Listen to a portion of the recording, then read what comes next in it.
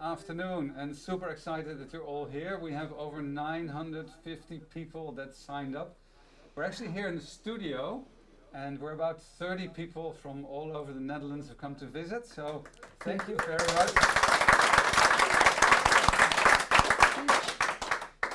And we're super excited to be here with all of you, both in the studio as well as online, and I have some very special guests today.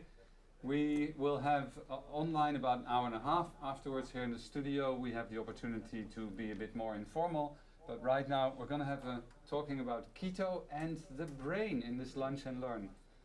So before we start, I want to just explain to you a few things. I'm just going to see if I can get the slides up on the screen. Is my thing on? Yep. Okay, so important disclaimer, this is not medical advice. This is purely an educational event. It doesn't diagnose, treat, or do anything like that. We are not doctors. We're not authorized to provide medical advice or make diagnosis. So this is purely for information purposes. We comply with all applicable regulations, so this is just what we need to share with you before we start.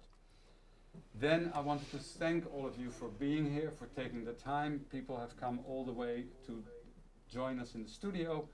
Also, the fact that you are online, whatever you do, that you have given this priority to be there and to join us. So thank you, thank you, thank you from my and also from Louisette and from Nicole. Now, as some of you might not be might prefer to hear things in a different language. Pour tout le monde qui parle français, voor alle die Deutsch reden, pour la gente que habla en español, you have the possibility to follow this workshop, this Lunch and Learn, in your own language. And we use a program called Wordly. And can we get that on the full screen? How to start with Wordly. You open the chat in Zoom. And then you click on the Wordly translation link that is in the chat. And then you can choose your own language, both in subtitles as well as spoken. It'll be an AI voice out, and the translations are very, very good.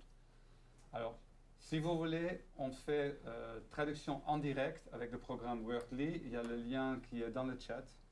Für alle, die aus Deutschland kommen, in den Chat von Zoom gibt es einen Link nach Wordly. Damit können Sie Ihre eigene Sprache auswählen. This is the same for every other language, whether you want it in French or Italian or Spanish or Turkish or Polish or Dutch. Voor de mensen in het Nederlands, wil je het graag in het Nederlands volgen? Klik in de chat van Zoom en dan kun je de link opklikken.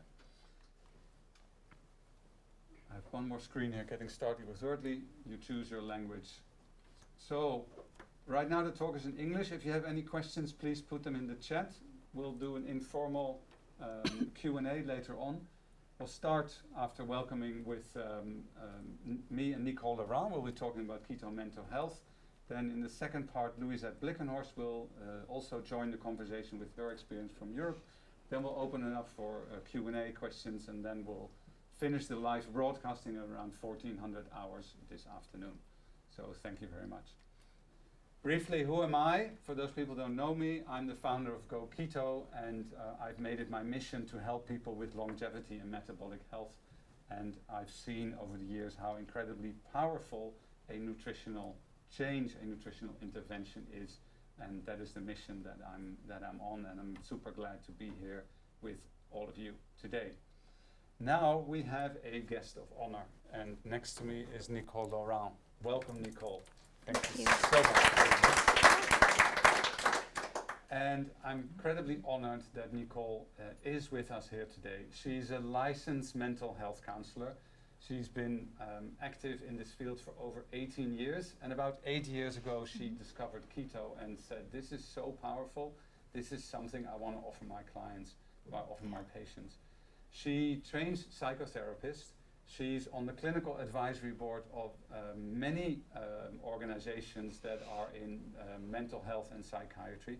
She's also the founder of a non-profit, but which we will talk later on, which is the Brain Fog Recovery Source, So lots of amazing stuff. And Nicole, thank you so much. Nicole has come all the way to us from the USA. Yeah. She flew in yesterday, and we already had a bit of a chat yesterday, talked about what we're going to do. And really, really excited that you're here. Nicole, welcome. Thank you. I'm super excited to be here with all of you. So let's see if we can get the camera. Yes, here's Nicole. Fantastic. So Nicole, thank you so much. Now, you told us already last night a bit about what you do, but the people here might not know of your work or might not know of what you're doing. Yeah. So tell us about, we gave it the title, Can Keto Heal Your Brain or Fix Your Brain? So Yeah. tell us about keto and the powers it has for your brain. Yeah, so I have what I feel like is kind of the best job in the world because people seek me out for a ketogenic diet as a treatment for mental illness and neurological disorders. And I get to see people recover every day from chronic illnesses that they were told or was not possible to get better from. And so we just really do not have an intervention that does for the brain what ketogenic diets do. It's important to understand that this has been a treatment in epilepsy for over 100 years, and there are many, many epilepsy centers that offer ketogenic diets worldwide. So this is an evidence-based treatment in that field for that particular condition. But what we find is that there are metabolic disruptions in the brain in a lot of other diagnoses that we have separated neurology and psychiatry away from each other in a way that the research science is showing is not a valid separation. And so it's being used now for all kinds of mental illness, and we're just seeing really beautiful recovery. So I want to put that out there first so that the people listening can understand that people are getting well and people are going into remission. And it's not just happening in a few, it's not like my office is a fluke, where people just come to see me and they get better. It's happening all over the world with all kinds of clinicians in all kinds of settings. And so that's the main thing that I want everyone to kind of understand is that the way we treat mental illness and neurological disorders now, often with medications, can't match what a ketogenic diet does for a brain, because a ketogenic diet is basically has pleiotropic effects, which means it's working on several pathways. So unlike medications in which we're hoping to alter one or two particular pathways or the way things emerge, a ketogenic diet is quite organic and really does many, many, many things. I could go on, but and I will. I'm sure I will. But that's really the main piece, is to understand that ketogenic diets heal brains. They don't mask symptoms. And so that is an amazing thing to be able to offer people who've been told that they will be ill and need large doses of medications their entire lives, and the metabolic effects that happen from those. So amazing what you're saying, that actually it heals the brain, ketogenic diet. I mean, I think most of the people here, both in the studio as well as live, have an idea of what a keto diet is, but maybe we should just very quickly say, okay, can you give a very short explanation of what a keto diet, what it is, and what happens when you change your nutrition? Yeah, so there's lots of variations of different ratios and types of ketogenic diets and different formulations used for different purposes, but really it's reduced carbohydrate restriction. So people lower their carbohydrate levels in such a way that certain glucose stores deplete, and once that happens, the body starts to shift fuel sources and starts to burn fat for fuel. And that fat can be made into ketone bodies, and ketone bodies are beautiful, beautiful fuel sources for the brain. And we can definitely talk about why that's really important for many people. But that is basically it. So there's carbohydrate restriction is the main piece of it, and then based on what you're trying to do therapeutically, there's increased levels of fat sometimes that are part of the macronutrient ratio for those formulations. So it's really about turning our system from being a carbohydrate glucose machine to a fat burning machine, right? Is that what Yeah, you're saying? absolutely. Yeah. And where do these healing effects come from? Oh my goodness. So it's a Oh, bit. let me phrase this question No, it's differently. okay. Because Yeah. right now we used to call it the SAD diet, the standard American diet, but I think Europe is probably following the same path as well. For sure. Why is it so not beneficial for the brain what most people eat today? Why is it an issue, and why should we even change? Yeah. So when you're eating a very high carbohydrate diet, what happens is that over time, the brain stops using glucose as a fuel very well. Now, yes, there's parts of your brain that will always use glucose and will always want that as a primary fuel, but your body makes its own glucose. So you don't have to eat your glucose to fuel those parts of your brain. But when you are eating a very, very high carbohydrate diet, what ends up happening for a lot of people is that the parts of their brain stopped using glucose efficiently as fuel, and that's a really big deal. And what that means is that the brain is starved for energy.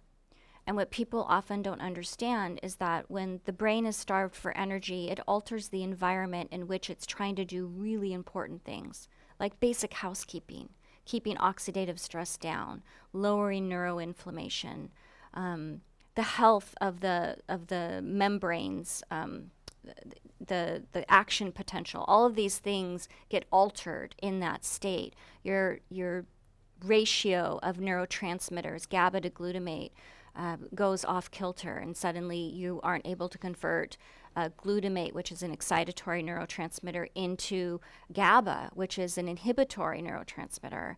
And high levels of glutamate is actually neurotoxic.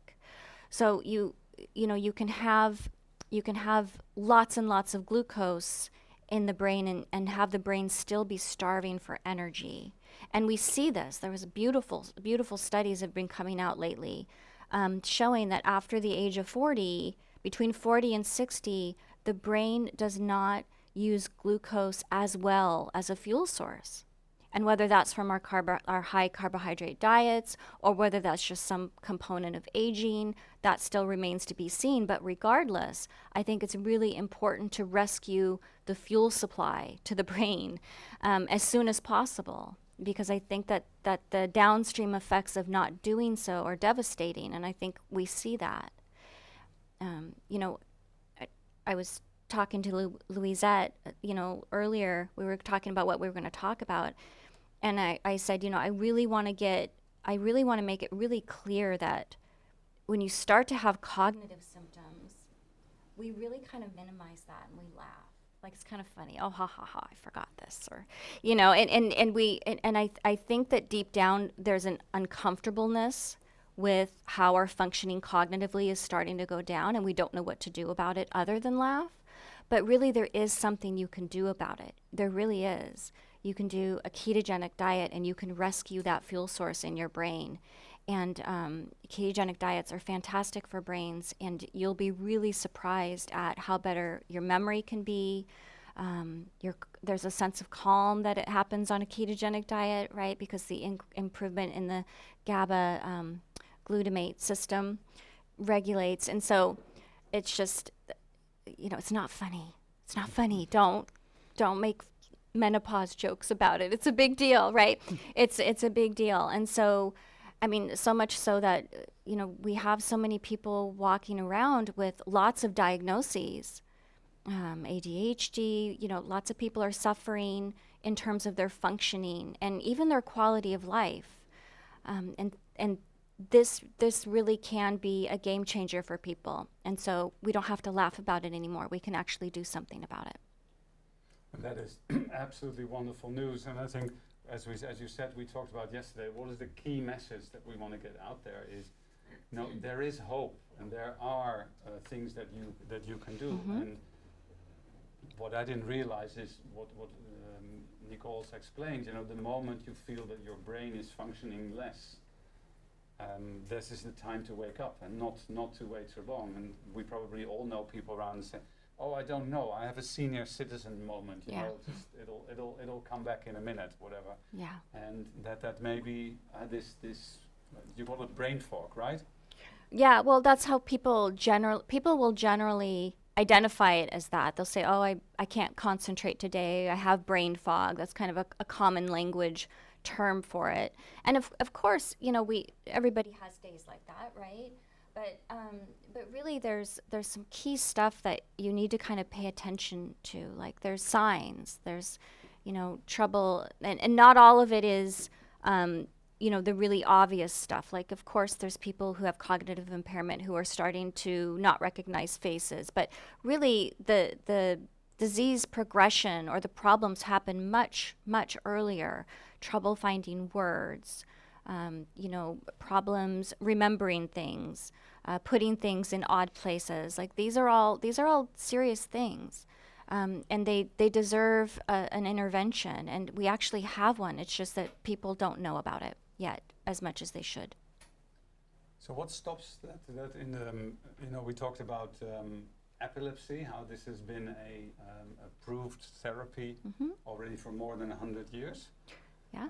But also you explained that actually we only do that intervention after the medication, right? Can you elaborate on that? Yeah. So yes, the first line of treatment is medication in the epilepsy world. From my understanding and getting to talk and train with lots of wonderful epilepsy dietitians, and it didn't used to be like that. Really, when a family comes in, if there's a child with epilepsy or even an adult, unless that hospital happens to have a ketogenic center, and even when they do, they're still offered medication first. They aren't offered this treatment right out of the gates as it should be, as I think it should be with my bias. It's really medication first. And when you talk to patients on these medications, whether it's for epilepsy or it's for a mood disorder, because many of the same medications used in the epilepsy world are also used in mental illness, there are really significant side effects. And the side effects really affect quality of life.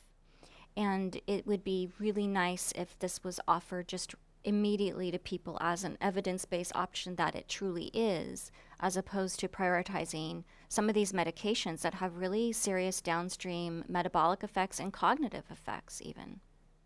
So it has taken 100 years to get from there to where we are today in almost a revolution in mental health, right, over the last few years. There is a revolution going on in mental health. We're understanding better and better that metabolism in the brain is impaired in many mental illnesses, and you can look up any DSM-5 diagnosis and look into the research literature and see evidence of issues with brain metabolism. And so the whole paradigm is changing, which I feel really, really hopeful about. I think that as people see loved ones and neighbors and coworkers get well on ketogenic diets and see them not just recover from mental illness but thrive, I truly know and believe that people are going to ask for this from their doctors and from their medical centers, and they're going to seek out access to this. And so really, I feel like this becoming a standard of care in psychiatry is inevitable, because people want to be well and they want access to this. Once they see the effects, they're unstoppable. They will try it on their own, which there's some caveats around that for if you're on a lot of medications and that sort of thing. They will try it on their own. They really seek out assistance in this. And so I think that it's inevitable that people are going to get access to this and get well. I really do. It's wonderful to hear that there is hope and that there's ways that we can go. Now let's talk a little bit about your work, about what you do in the US. You train psychotherapists, but you also have an education program. Yeah. Can you elaborate on that? Yeah, absolutely. So I have I have an online program where I do what I generally do with individual consultation, but I really like the online program because it's got a group component to it, a peer support component to it that I think is really beautiful with a lot of people trying to recover and that has the same goals.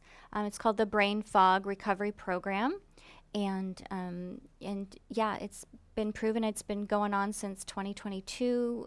People getting well. It's really exciting work that I do, and then I also train psychotherapists. I'm a licensed mental health counselor in the States, and I provide continuing education to psychotherapists who want to learn how to ethically support someone asking about or wanting to use a ketogenic diet as a treatment for mental illness, which is actually very important because, as everybody knows, there's really a lot of misinformation about ketogenic diets and concerns.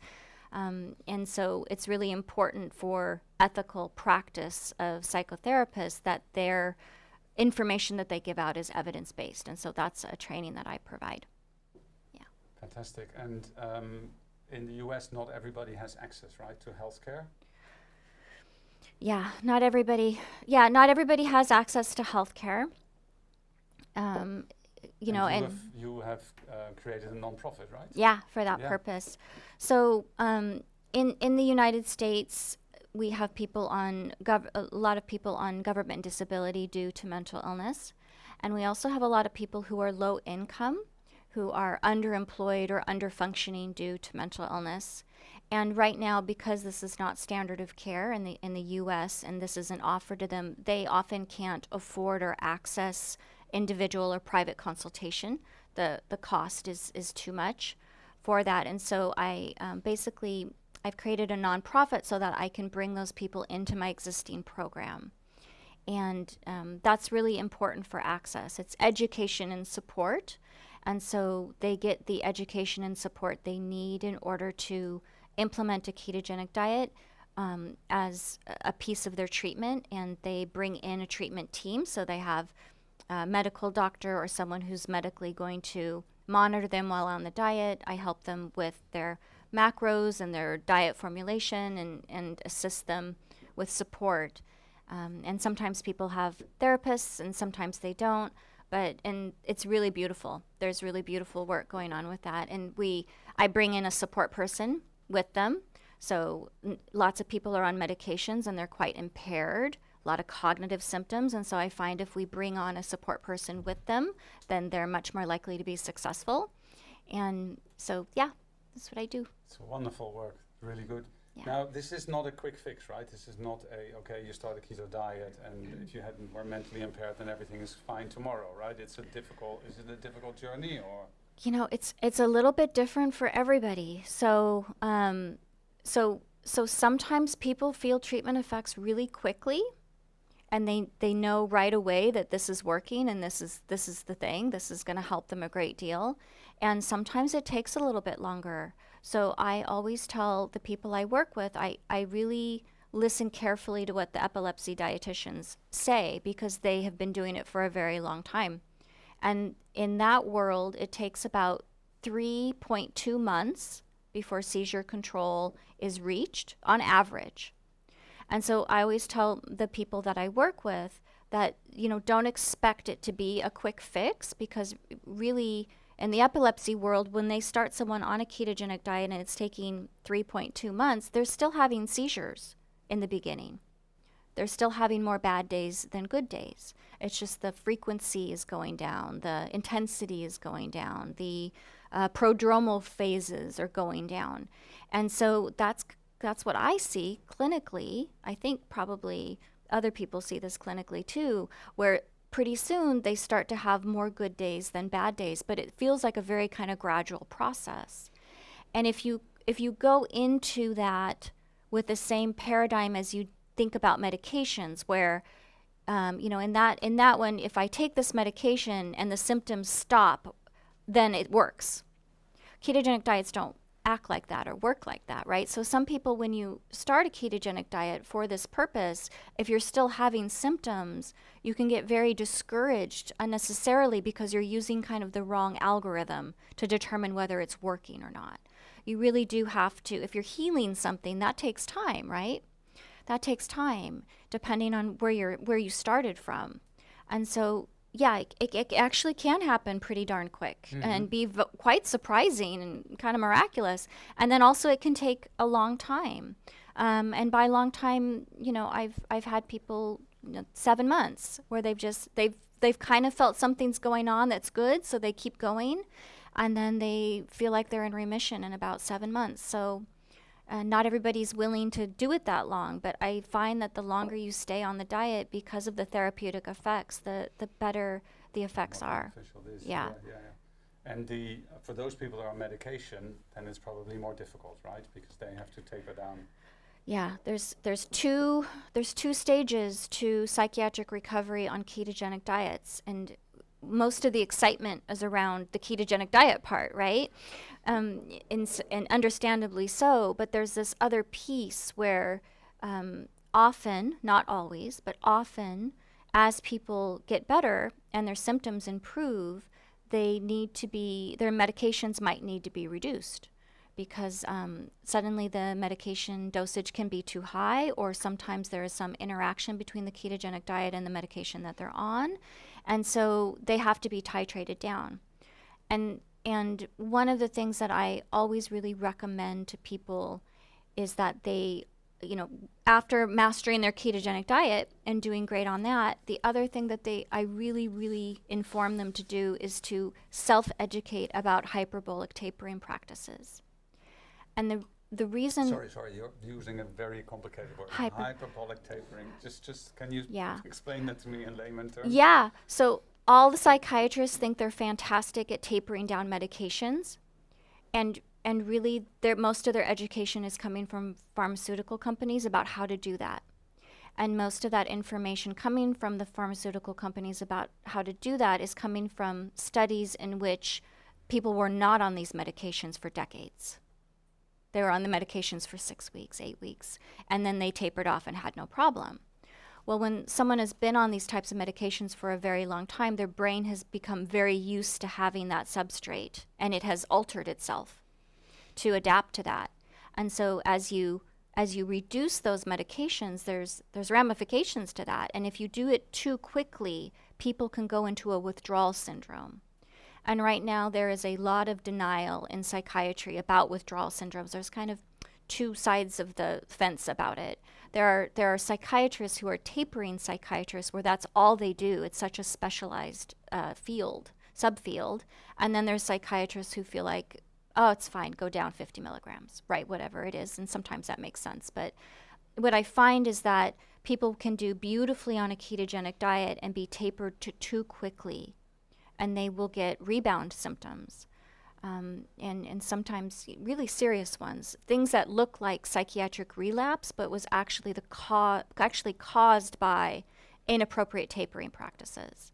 And so hyperbolic just means it's a different way to taper that is more careful, more thoughtful, and much more slowly, gives the brain a better chance to adapt to this new terrain that you're creating for it. And we have less problems with it. And so I think it's really important that people self-educate about that before they go into their prescriber to have these conversations, in case the prescriber makes a recommendation that might be a little bit too aggressive in terms of the speed by which they go down. Okay, thank you so much. Well, before we invite Louisette to the conversation, you will find a link in the chat later on. Nicole has spoken briefly about her not-for-profit organization, and as I told you, Nicole has come all the way, flown here from the US. She's staying here. She's doing that all at her own cost, and she doesn't want to have any money for that. But I do think that for us to support her and to help her, there will be a link, and I do hope that each of you who are finding this useful, that you will make a donation to her non-profit. Our recommended amount is 50 euros. Of course, you're free to do much more, but the impact it can have on people's lives, the impact it can have on families and so on, that people surrounding that, is gigantic. So please help her, and please, in a way, thank her for coming all the way. Let's move on to the second part, and I'd like to introduce, for those of you that do not yet know her, Louisette Blickenhorst. For me, the Dutch queen of keto, and she's actually the founder of the leading ketogenic institute in the Netherlands, focused really on training therapists to offer ketogenic intervention in all kinds of different fields. Step by step, Louisette is also moving into the European space, although she's a little bit reluctant, but I would be very excited once that is happening. And she's really all about making ketogenic diet, or a well-formulated ketogenic diet, accessible to as many people as possible. She's educating professionals. She has a wonderful training program, so if any of you are thinking of integrating this type of interventions in your practice, then feel free to contact her. She's built a fantastic network. Louisette and I have been working together for a number of years. We've gone to different conferences together, and we've become very good friends as well. So I'm super happy, Louisette, that you're here. And I'd like to hear from you, because you have worked with Nicole. You have taken her program to Europe. Yep. And you're further expanding that. Tell us more about that, about this wonderful initiative and where that is going. Well, thank you so much. Yes, that's right. I've been working with Nicole for some time now, and I think a couple of years ago the idea came up to use Nicole's program, bring it to the Netherlands and translate it into Dutch. I thought, well, that's easy. We can just translate it and just start doing it out there. But then I found it was really hard to adjust it to the Dutch professional field, because there are different rules, different customs, for example. And I'm not, I don't have the right background to do that. So I looked for help, and I found Lita. She's also here, Lita Jousma, and she helped me adjust Nicole's program, make it more suitable for the Dutch professionals. And that's when we kicked off. So we've done 2 pilot groups now. One pilot group with psychological health professionals, mental health professionals. It was really exciting, because we're only the first. How many did we have? But 8 people in that group doing this for the very first time, seeing how they would react. And it was really good to see, because these people who joined, they were psychiatrists, psychologists, special nurses. I don't know the term in English. Psychiatric nurse practitioners in English. Thank you. And they were really eager to find out, because they see their patients. They see what happens when they start treating them according to the regular protocols with medication and the regular therapies, and they don't actually heal their patients. They just try to keep them stable and to manage their symptoms. So they were really eager to find out, what does this diet do, and isn't it dangerous for your heart? Doesn't it give you any deficiencies? Those sort of things that are really common amongst medical professionals. And I'm glad to say that we've started a second group, an official group, also with psychologists, and they're still training at the moment. And well, the thing is that we're trying to build a network here. That's the main part. Yeah. And the first results are incredibly encouraging, right? Yes. Fantastic. Wonderful. Yeah. And so you're planning to further expand this program then and make it available? Yes. Well, it's still very early days, because I do notice that there are people thinking that it's all laid out already, and they just jump into a ready-made bed. It's all there already, but it's really very early days. We only have a couple of professionals in the Netherlands that joined up, and still bound by all kinds of protocols and the organizations they work for. And it's quite hard to step out of that box and to start implying something different, a ketogenic diet. So as you have originally designed it, your program is to educate the mental health professionals on this, but not actually train them to implement a diet with their patients, with their clients. Because they have their own specialties, their own knowledge, their own work fields. Yeah. And that's where we started training some of our ketogenic professionals as well, to make them suitable to work together with the mental health professionals, so we can start helping more and more people here in the Netherlands, but hopefully outside of the Netherlands as well, of course, to create a network where people can go to, because it's quite sad actually to see how many calls of help we get. So many people desperately looking for relief of their symptoms, and there's nobody they can go to who does this with them. So that's To what extent we zoomed in a little bit about psychiatric conditions, but maybe not everybody has a psychiatric condition. You know, luckily it's a smaller part of society. But this morning, driving in here, I heard on the radio that in the Netherlands, the average number of days of people sick leave from work has increased by 4 days. I think, not sure, from 23 to 27 days, based on the fact that supposedly people have too much input or overstressed, or it didn't say burnout, but I guess this was kind of the. So to what extent is, when we talk about mental health, to what extent this is really also now actually the general public, so not only the people who might be in a psychiatric condition, or is that increasing, or is that affecting all of us as we continue to eat the foods that are maybe not so good for us? Yeah, well, most people who find out what their lifestyle is doing for them are already over 40, because that's where you get the bill for your lifestyle that you've been leading for the past few decades. But what's really saddening to me is to see young people, so much more young people, even in high school, that are on meds already because they're anxious or they're depressed or whatever, and they get put on medication, even before the age of 20. They're still in high school taking medication, really heavy antipsychotics, antidepressants, and that's really sad. And then when you look at their lifestyle and at the way their diets are functioning, terrible. And there's so much room for improvement there. So what stops us from changing that? I mean, you talked about it, and I said, okay, you have the pharmaceutical and all the treatments and so on, and then there's the ketogenic diet, as if the ketogenic diet is like, almost sounds like something scary, or almost sounds like something, but it's only just changing what you eat, right? It's nothing, it's not we talk about an intervention, but it's not like an operation, or it's not something. Why is it scary? I think there's a big gap in the knowledge of many health professionals, mental health professionals. They don't really know what a ketogenic diet does. And I think one of the misassumptions is that ketosis and ketoacidosis are the same thing. Ketoacidosis is a dangerous metabolic state to be in, but it's definitely not the same as ketosis. But I do hear quite often that the doctors or dietitians or medical health professionals don't know the difference. So they associate the ketogenic diet with something very dangerous. Which is not at all. Not at all. The case. No.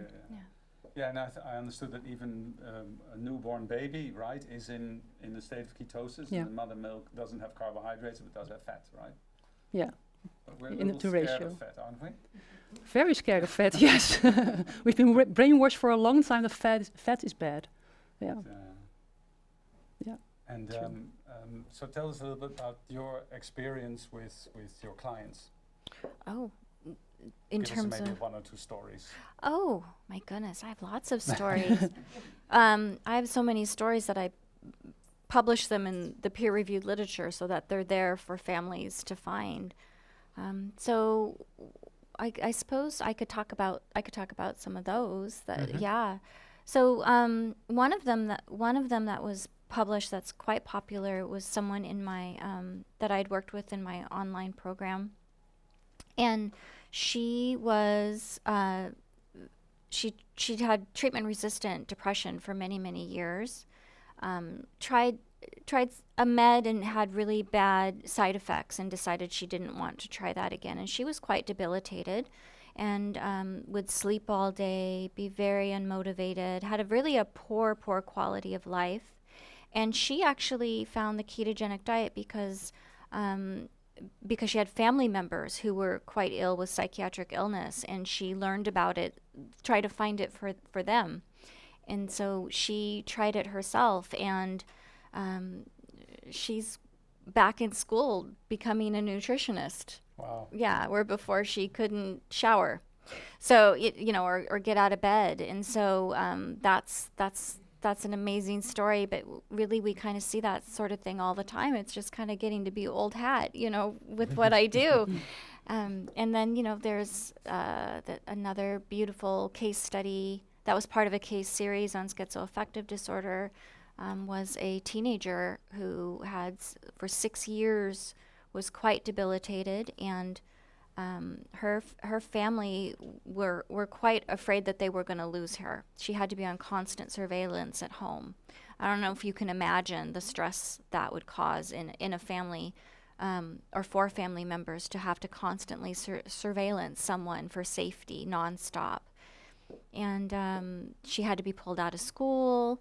And anyways, she went into remission in about 2 months, and went off to college, where before that wasn't even an option, and started commenting about how she was having much better relationships and better boundaries with friends, and just really flourishing, thriving even. And so these are the kinds of things that we see, and that's part of why I get on a plane to talk about it. Yeah. It's fascinating, isn't it? That Yeah. just something as, in a way, simple as changing what we eat has such a tremendous effect. And I mean, the Yeah. three of us, we all know this, but I think to get that message out there is really, really important. Yeah. Now, what does this mean for the, let's say, the general public? If I'm in my 30s or whatever, and I don't yet have mental health conditions, or I don't know of them, Yeah. what are the things that I should be aware of? What should I do? Before I have to heal my brain, what can I do to keep it in good shape? Well, I think you have to have a little bit of perhaps a different, maybe this is your mindset and that's why you're not having symptoms at 30, but if you're this person that we're talking about, but really you have to understand that if you want your brain to work and you expect it to work for you, you have to give it the basic things it needs to work. You have to have adequate bioavailable amino acids, right? You have to have good levels of micronutrients. You can't be vitamin D deficient running around hoping that your brain is going to work, right? You really do have to have a relationship with your body and your brain in which you support it.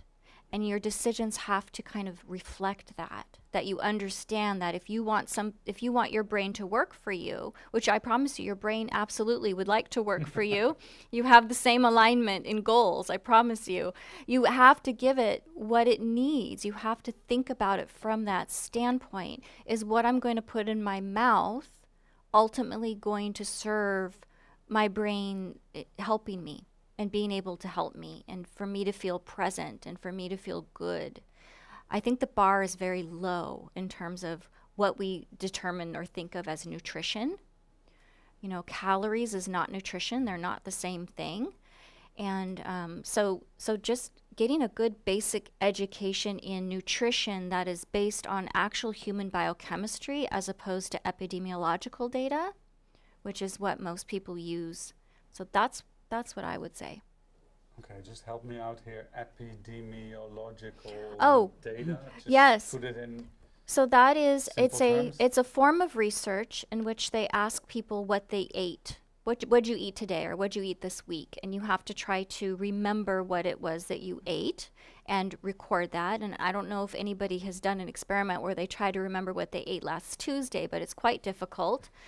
And so the data is not very good. And this they get every 5 years, right? Well, Questionnaire. sometimes, Yeah. yeah. And Sometimes then it's we have once a month. conclusions taken Then out. they have conclusions, and really, epidemiological data is supposed to be used to make research questions that can actually be investigated. But often we get associations that stand out in epidemiological data, and we assume causation there, and we're making, the media will pick up a story about a strong association that was found, and even the data, so that, there's a whole thing, garbage in, garbage out, right? So if the food frequency questionnaires are not very valid or useful, then the data we're getting at the end is not very valid or useful, potentially, with a lot of confounders that were not considered because that particular type of study is not equipped to look at that. And so it's just a poor quality of data. And that's a part of why we get so much misinformation in the nutrition space. So when I say based on actual human biochemistry, I'm talking about metabolism markers. I'm talking about, you know, fMRI scans. I'm talking about ways to kind of to see how these things interact with our bodies as opposed to just associations. So what are the key things our brain needs? We talked about amino acids, you talked about micronutrients. How about fat and salt? Yeah, fat Yeah, and salt. Yeah. So so micronutrients, you know, we need minerals, we need vitamins and minerals. Those things are used in your neurotransmitter pathways, right? I mean, so much so that there's some medications like SSRIs, for example, that we know if we give someone some iron and some B6, and that they'll actually respond better on the medication. Like, couldn't we just give them those in the first place, you know? And so, yes, your brain needs those. Your brain loves fat and needs fat, and many important structures in your brain are made from fat, and good quality fats matter. And yeah, and salt. Salt is a mineral, and it's really important for electrolyte function. And yeah, all these things are important. And those are all the things we're told not to. So fat, and I'm also looking at Louisette here because we get a lot of feedback about cholesterol and about that being dangerous and not being healthy, and don't eat so much fat. Louisette, how do you handle that? Yes, that's the most asked question ever, not only from our clients, but also from professionals, because we see changes in the cholesterol numbers when people start eating a ketogenic diet, mainly in a good way, because we see HDL go up. It's the good cholesterol, as people tend to call it. We see LDL also go up, but the ratio still stays the same. It's still a good ratio. The most important thing is to track the triglycerides. Triglycerides are the stored energy in the body or even in the blood. And what we see is when people start eating a more healthy diet, a ketogenic diet, the triglycerides drop within days. It can go really, really, really quickly. And that's what every cardiologist would love to see happen. But they're always very worried about LDL cholesterol. And we often see that LDL goes up when people start eating more fats. And they get into an argument with their doctors or their health professionals because they say, oh, you're above this and that number, you need to go on statins. And that's also always the thing going on, giving people stress, making them think they're not doing the right thing. The thing is, you should not look at heart health just by that number, just by LDL. It's a whole complex of metabolic markers that matter, not just the LDL, and that's what mainly gets overlooked. You should look at more different markers as well. So just a higher LDL doesn't mean... It's in a way scary how one number can have such a big effect, rather than, you know, they say, okay, it's a risk marker, even that is doubtful, where you talked about causation. Question is, what is cause and what is effect? And then to take one number and to say, based on that, for the entire population globally, that number becomes fixed as being the decisive point. And if you're above that, then it's almost, people get almost like this is your sort of your death sentence. Your cholesterol or your LDL or your triglycerides is now this level. Yeah, and the funny thing is, I don't know if you saw this online, but this study about this lady who turned 117 years old. She was the oldest woman still alive. And they tracked all her markers, and it wasn't really mentioned quite specifically in her data, but somewhere at the bottom it said that she had a high LDL cholesterol, and she lived very healthily till 117. So, yeah, she should have been dead. All the people that are 80, 90 years old that are mentally functioning well all have high cholesterol. Yeah. Which is understandable, because the brain, how much cholesterol, how much fat? The brain loves cholesterol so much it has its own supply. Yeah, it makes its own because it's so essential. And the last thing anyone who is trying to heal their brain should do is take a statin, because it affects that cholesterol system. And so I would say if someone has mental illness and they're on a lot of different medications, that their metabolic health is at risk later, much more so from those medications than it would be on a ketogenic diet. It's actually silly. It's a silly. The American Heart Association has been telling their doctors not to use an LDL alone as a cardiac risk assessment now for over a decade, and for some reason they cannot seem to change their practice. So I get very frustrated when I have someone with serious mental illness who could truly benefit from this intervention be dissuaded from it by a doctor and scared of it when really the doctor's not supposed to be looking at just one number. It's against their practice guidelines, but yet it's still happening. And so that's another reason why it's really important for education and support to be provided that is evidence-based, right? We do have lots of data saying saturated fat, what you eat, the fat you eat does not affect the cholesterol number, to that extent. So evidence-based education of the general population about this topic is really important. It does come up. It's not something that we can just be like, I don't want to talk about that because it's not a thing. Like, they really do need that evidence base so that they can self-advocate with their doctor and feel empowered in these treatment decisions that they're a part of. That's in the way what we're trying to do. I'm just looking here to see if there are any questions. There's something, Herman, can you help me? There's something on the screen here, but I can't read it. So Frank Kessler asked that it doesn't work only for epilepsy, so I think we touched upon that. Yeah. And I think here I'm what they call an extreme ADHD. My life I've had 100 thoughts, 3 different songs on the background, and whole life philosophies in my head. Every waking minute of the day since I started keto, my mind is blank. First time I recognized that, I broke down crying from relief. This is not the first time, right? That we hear No, these that's stories. that's what you hear. So intrusive thoughts can go down, or it can just be quiet. They can have a quiet mind, so to speak, relax for the first time. This is not surprising to me. For those of us who do this is what we hear. And also, there's also metabolic interventions for bipolar, right? People with bipolar. It's Very keto. effectively. Yeah. Can you elaborate briefly on that? Yeah, so there's a whole metabolic psychiatry research literature emerging. I would say established, is established. I wouldn't even say emerging anymore. It's happening so fast, so much hope behind it. So there's clinical trials with bipolar disorder and schizophrenia. And I will also say that, it's and recently a beautiful study of college students on a college campus with treatment-resistant depression who recovered using a ketogenic diet. So think about these populations. These are serious mental illness. Oh, they couldn't possibly follow a ketogenic diet. They're doing it.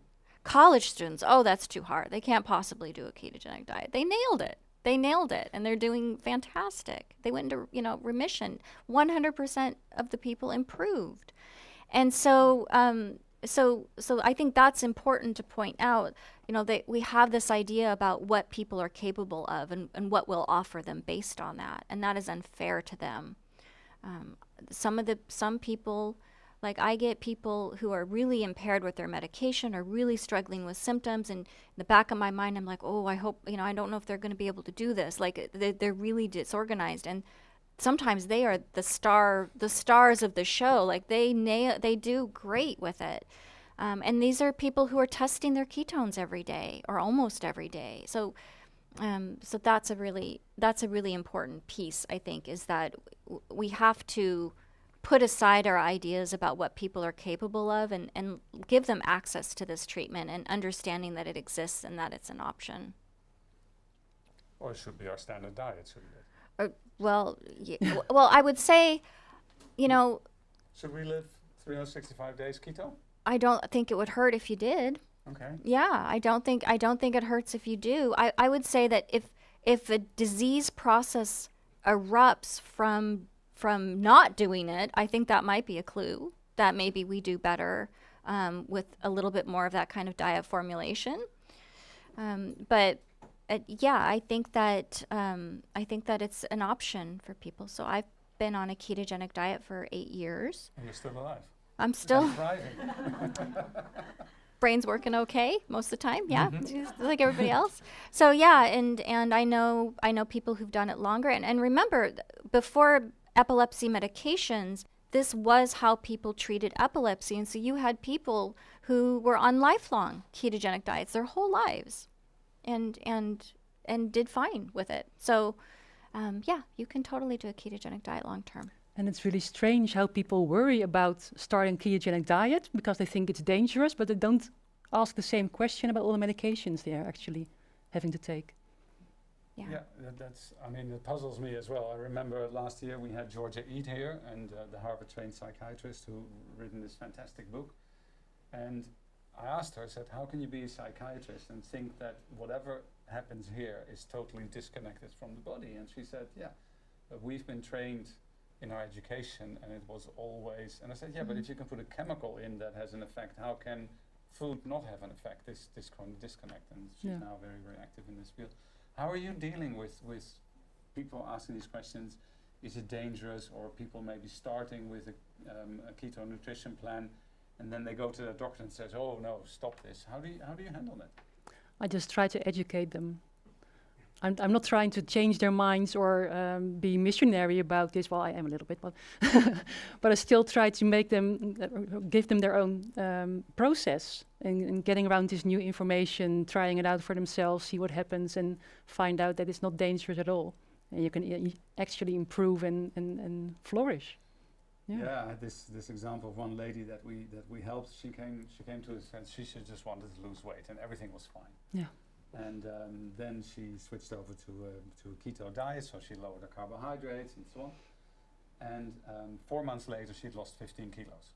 So she was really happy. And she said, oh, by the way, I have no more stomach cramps. My migraines are gone. My monthly period is much more regular, and so on and so on. And she said, Ben, can I now go eat normal again? So what do you think? And I was like, yeah, mission accomplished maybe for 3 months, but mission not accomplished, because somehow if you still think that what we call normal nowadays, eating 8 times a day, eating high sugary, highly processed foods, is maybe not the best for long-term health. I get that question too. Do I have to do this for the rest of my life? And I said, sure, you can try to eat your old diet again, see what happens. And I think they quickly find out that They don't feel good. they don't feel good They don't anymore, and feel they're good. sticking to the ketogenic diet. Yeah. I can Yeah. share about the epilepsy world. So some people after, and that's why I say it heals brains, right? Because some people, when they do the ketogenic diet as a treatment for epilepsy, they're able to go off the diet 1 to 5 years later. And by go off the diet, I don't mean they run off and have a pizza immediately or anything like that. Like, they're working with a dietitian to carefully titrate their carbohydrates up. And earlier when I said there's many different formulations of a ketogenic diet, right? You know, one of those is, for example, a low glycemic index ketogenic diet. And so that's actually, if you've done 20 net carbs, that seems like a cornucopia or huge amount of carbs. Like, you don't even know how to eat all those carbs, right? If that's what you've gotten used to. And so, but some people actually do go back to pizza and go back to bread and pasta and do fine still. And so when I say it heals a brain, that would be suggestive of that whatever metabolic disorder was going on has been fixed, because they can move on. Yeah. Let's see, let's open it up for questions. I just need to get the microphone from the back of the room.